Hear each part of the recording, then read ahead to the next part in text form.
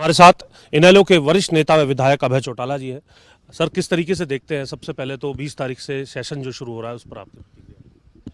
Session तो मजबूरी है इनकी, क्योंकि बजट लेकर के आना है और सरकार तो सेशन के नाम के ऊपर केवल अपना समय पास करती है।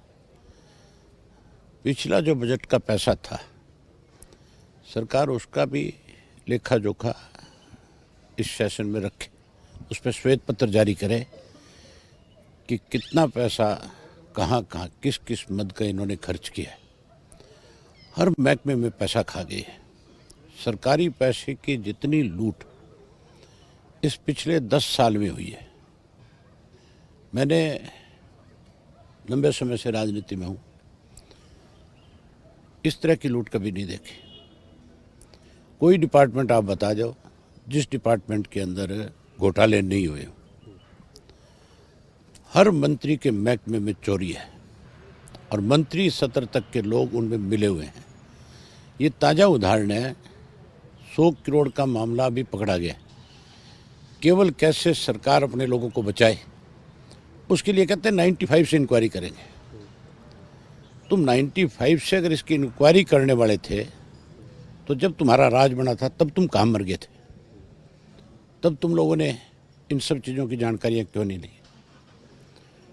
तब पता नहीं था तुम्हें।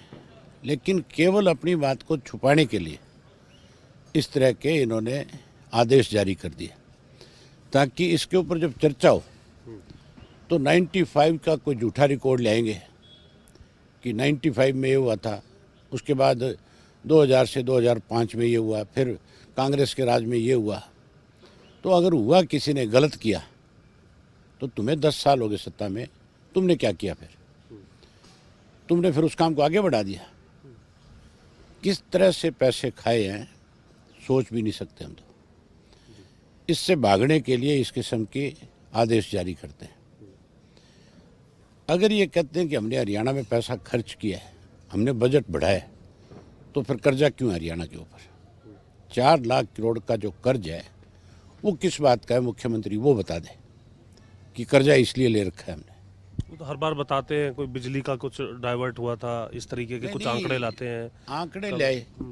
4 लाख का कर्जा है, 2 लाख का बजट है, तो फिर खर्च कहाँ होगा?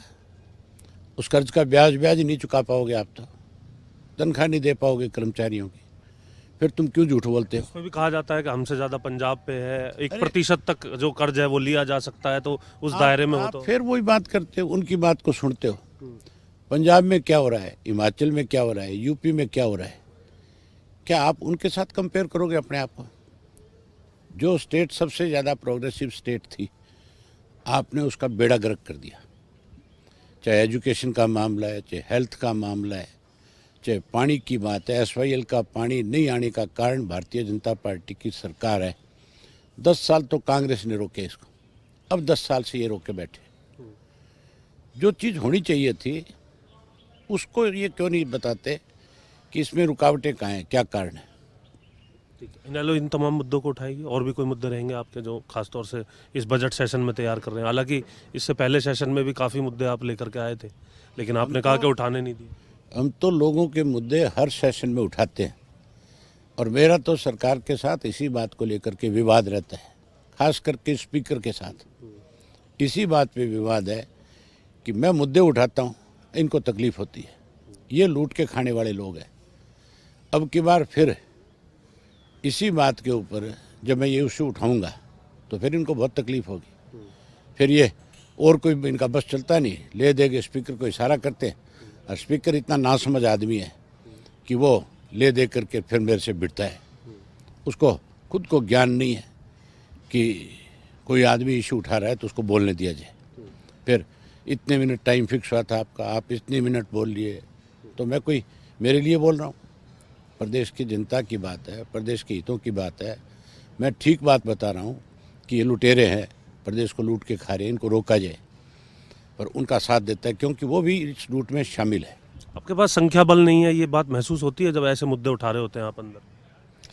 संख्या बल की जरूरत नहीं है, मेरे में इतनी हिम्मत है कि मैं इनके जितनी संख्या इनके पास है इन संख्या वालों की बोलती बंद करके रखता हूँ।